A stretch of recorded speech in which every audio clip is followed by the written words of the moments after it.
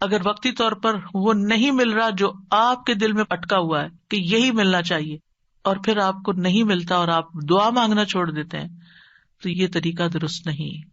وقال ربکم ادعونی استجب لکم، تمہارا رب فرماتا ہے مجھ سے دعا کرو میں تمہاری دعا قبول کروں گا۔ ان الذین یستکبرون عن عبادتی، بے شک جو لوگ میری عبادت سے تکبر کرتے ہیں، سیدخلون جہنم داخرین، وہ جہنم میں ضرور ذلیل و خوار ہو کے داخل ہوں گے۔ دعا روک دینا یہ سوچ کر قبول نہیں ہوتی تو فائدہ نہیں مانگنے کا، یہ کیا ہے؟ دراصل اللہ سے مایوس ہونا، نا امید ہونا اور اللہ سے ناراض ہونا، تبھی تو آپ اس کو چھوڑ رہے ہیں، پھر آپ کہاں جائیں گے؟ تو اللہ تعالیٰ کو یہ چیز سخت ناپسند ہے۔ امام شوکانی رحمہ اللہ اس آیت کے بارے میں کہتے ہیں، یہ آیت کریمہ اس بات پر دلالت کرتی ہے کہ دعا عبادت کا حصہ ہے، پس اللہ سبحانہ تعالیٰ نے اپنے بندوں کو حکم دیا ہے کہ وہ اس سے دعا مانگیں، یعنی دعا مانگنے کا حکم اللہ تعالیٰ نے دیا ہے۔ پھر فرمایا ان الذین یستکبرون عن عبادتی، یہ آیت اس بات کا فائدہ دیتی ہے کہ دعا عبادت ہے اور اللہ سے دعا نہ مانگنا تکبر ہے، اور اس تکبر سے زیادہ برا عمل کوئی نہیں۔ یعنی وہ جب منافقین سے کہا جاتا تھا نا کہ تم رسول کے پاس آؤ اور استغفار کرو، تو وہ سر جھٹک دیتے تھے، ہم نہیں جاتے، ہم نہیں کرتے۔ آج بھی آپ دیکھیں کہ بعض اوقات کسی کو نیکی کی کوئی بات کہی جاتی کہ یہ صدقہ کر لو، یہ نیکی کر لو، تو وہ سر جھٹک کے چلے جاتے، اور نہیں تمہارے پاس کچھ کہنے کو، ہر وقت یہی نصیحت ہے۔ تو انسان کی اس میں سب سے زیادہ محرومی ہے کہ انسان دعا چھوڑ دے، اس ہستی سے مانگنا چھوڑ دے جو اس کا خالق ہے، اس کا مالک ہے، اس کا رازق ہے، اس کو زندگی دینے والا ہے، اس کی موت بھی اس کے ہاتھ میں ہے، ثواب اور سزا دینے والا ہے۔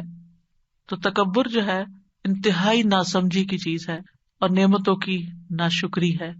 فرعون کیوں ڈوبا تھا؟ فرعون کیوں غرق ہوا؟ تکبر کی وجہ سے۔ قارون کو کیا مشکل ہوئی؟ قارون کیوں زمین میں دھنسا؟ فرعون پانی میں ڈوبا اور قارون زمین میں دھنسا، ایک خشکی میں ڈوبا اور ایک سمندر میں، دونوں کا مسئلہ ایک ہی تھا، اور وہ تھا تکبر، پرائیڈ، غرور۔ تو مشکل وقت میں اللہ کو نہ پکارنا دلوں کی سختی کی علامت ہے، یعنی جو تکلیف کے وقت بھی اللہ سے دعا نہیں کرتا، اس کا مطلب یہ کہ اس کا دل سخت ہو چکا ہے، ہارڈ ہارٹیڈ ہے۔ سورۃ الانعام میں اللہ تعالیٰ فرماتے ہیں فَلَوْلَا إِذْ جَاءَهُمْ بَأْسُنَا تَضَرَّعُوا، پھر جب ہمارا عذاب ان پر آیا تو انہوں نے عاجزی کیوں نہیں کی، دعائیں کیوں نہیں کی کہ اللہ اس عذاب کو ٹال دے۔ وَلَكِنْ قَسَتْ قُلُوبُهُمْ، لیکن ان کے دل سخت ہو گئے تھے۔ وَزَيَّنَ لَهُمُ الشَّيْطَانُ مَا كَانُوا يَعْمَلُونَ، اور شیطان نے ان کے لیے وہ سب خوشنما بنا دیا تھا جو وہ کیا کرتے تھے، ان کے اپنے عمل جو کہ obviously اللہ تعالیٰ کی ناراضگی کے تھے، وہ انہیں بڑے اچھے لگتے تھے اور سمجھتے تھے ہم بالکل ٹھیک کر رہے ہیں، ہم ٹھیک جا رہے ہیں۔ انسانوں میں سب سے زیادہ عبادت گزار کون تھا؟ اللہ کے رسول صلی اللہ علیہ وسلم۔ لیکن سب سے زیادہ ہمبلنس اور سب سے زیادہ دعائیں بھی آپ نے مانگی۔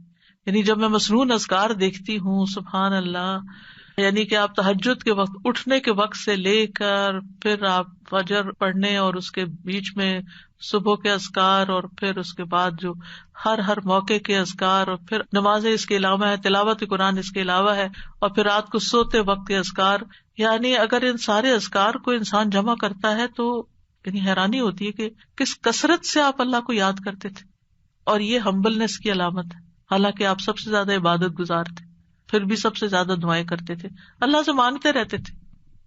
اور لوگوں میں سب سے زیادہ بے بس وہ ہے جو دعا مانگنے سے بے بس ہے، جو دعا نہیں مانگتا۔ یاد رکھیے اللہ تعالیٰ سے مایوس ہونا کبیرہ گناہ ہے۔ ابن عباس کہتے ہیں ایک آدمی نے کہا اے اللہ کے رسول، کبیرہ گناہ کون کون سے ہیں، بڑے بڑے گناہ کون سے ہیں؟ آپ نے فرمایا اللہ کے ساتھ شرک کرنا، اللہ کے رزق سے مایوس ہو جانا اور اللہ کی رحمت سے مایوس ہونا۔ کبھی بھی مایوس نہیں ہونا چاہیے۔ پھر ایک اور بات اس سلسلے میں یہ یاد رکھی جائے کہ جہاں ہمیں اللہ سے مانگنا چاہیے وہاں ہمیں غیر اللہ سے نہیں مانگنا چاہیے، کیونکہ اللہ کے سوا سب سہارے کمزور ہیں۔ اب دیکھیں قرآن مجید میں صحابہ نے جتنے بھی چیزوں کے بارے میں پوچھا اس کے بارے میں آتا ہے یسألونک، وہ آپ سے سوال کرتے ہیں، وہ سوال کرتے ہیں۔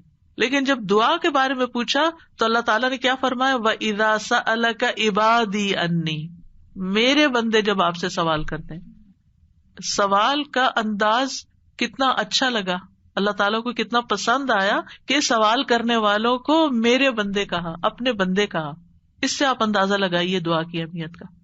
تو اللہ تعالیٰ نے یہ نہیں کہا قل یا فقل انی قریب، فرمایا انی قریب وَإِذَا سَأَلَكَ عِبَادِي عَنِّي فَإِنِّي قریب. بس انہیں بتا دو کہ میں قریب ہی ہوں.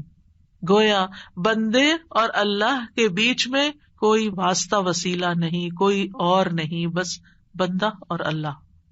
ہم بیچ میں اوروں کو لے آتے ہیں. ہمارے معاشرے میں کتنا عام ہے کہ کوئی کسی پیر کو لے آتا ہے اور کوئی کسی بزرگ کو لے آتا ہے، اور دور جاہلیت میں فرشتوں کو اور بتوں کو اور معلوم نہیں کس کس کو. ما نعبدہم الا لیقربونا الی اللہ زلفیٰ. مانگیں اللہ سے، غیر اللہ کی طرف نہیں جائیں. غیر اللہ کے سہارے سب کمزور ہیں. مثل الذین اتخذوا من دون اللہ اولیاء کمثل العنکبوت اتخذت بیتا وان اوہن البیوت لبیت العنکبوت لو کانوا یعلمون. ان لوگوں کی مثال جنہوں نے اللہ کے سوا اور مددگار بنا رکھے ہیں، مکڑی کی مثال جیسی ہے جس نے گھر بنایا، حالانکہ بے شک سب گھروں میں سے کمزور گھر مکڑی کا ہے اگر وہ جانتے ہوتے. غیر اللہ تو ایک مکھی بھی پیدا نہیں کر سکتے. غیر اللہ کو پکارنا سب سے بڑی گمراہی ہے. وَمَنْ أَضَلُّ مِمَّنْ يَدْعُو مِن دُونِ اللَّهِ مَن لَّا يَسْتَجِيبُ لَهُ إِلَىٰ يَوْمِ الْقِيَامَةِ وَهُمْ عَن دُعَائِهِمْ غَافِلُونَ. اور اس سے بڑھ کر کون گمراہ ہے جو اللہ کے سوا انہیں پکارتا ہے جو قیامت تک اس کی دعا قبول نہیں کریں گے. یعنی قبروں میں سوئے ہوئے یا فرشتے یا جن یا کوئی اور مخلوق، کسی سے بھی نہیں، اور وہ ان کے پکارنے سے بے خبر ہیں. اور جب سب لوگ اکٹھے کیے جائیں گے تو وہ ان کے دشمن بن جائیں گے، یعنی غیر اللہ وہ دشمن بن جائیں گے اور ان کی عبادت سے منکر ہوں گے. کیوں نہیں پکارنا چاہیے غیر اللہ کو؟ کیونکہ اللہ کے سوا کوئی کسی چیز کا مالک نہیں ہے. وہ دعا قبول کرنے کی استطاعت نہیں رکھتے. پہلی بات یہ کہ وہ سنتے بھی نہیں ہے، قبر میں نہیں سنتے. وہ جب وہ سنتے نہیں ہے تو پھر آپ کی بات کا جواب بھی نہیں دیتے، اور آپ کی ضرورت کہاں سے پوری کریں گے، یا آپ کے لیے وسیلہ کہاں سے بنیں گے، مدد کرنے کی طاقت بھی نہیں رکھتے. سورۃ الاعراف میں آتا ہے والذین تدعون من دونہ لا یستطیعون نصرکم ولا انفسہم ینصرون. تم جنہیں اللہ کو چھوڑ کر پکارتے ہو، نہ وہ تمہاری مدد کر سکتے ہیں اور نہ خود اپنی مدد ہی کے قابل ہیں. نہ وہ نفع دے سکتے ہیں، نہ نقصان دور کر سکتے ہیں، نہ تکلیف کو ہٹا سکتے ہیں، نہ اس کو بدل سکتے ہیں. رسول اللہ صلی اللہ علیہ وسلم نے فرمایا جو شخص اس حالت میں مر جائے کہ وہ اللہ کے سوا اوروں کو بھی پکارتا ہو تو وہ آگ میں داخل ہوگا. کتنی سخت بات ہے. کیسے لوگ کہتے ہیں یا علی، یا پیر عبد القادر جیلانی، اور یا پتہ نہیں کون کون. نہیں، اللہ کے سوا کسی کو نہیں پکارنا. تو بہرحال ہم سب کو اللہ ہی کی طرف رجوع کرنا ہے اور اللہ ہی سے دعا کرنا ہے.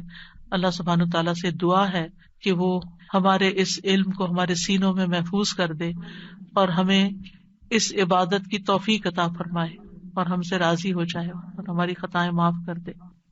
جی اساتذہ ایک سوال تھا اور ایک پھر کچھ جی ضرور. سوال میں تو یہ تھا جیسے آپ نے بتایا دعا ہم اردو میں بھی مانگ سکتے ہیں، تو کیا جب ہم سجدے میں دعا مانگتے ہیں اس وقت بھی اردو میں مانگ سکتے ہیں یا نہیں؟ نہیں، سجدے میں، نماز کے سجدے میں نہیں، ویسے الگ سے سجدے میں پڑھ کے دعا کرنی ہے تو وہ کر سکتے ہیں. اچھا اوکے، جزاکم اللہ خیرا. سبحانک اللہم وبحمدک اشہد ان لا الہ الا انت استغفرک واتوب الیک. السلام علیکم و رحمۃ اللہ وبرکاتہ.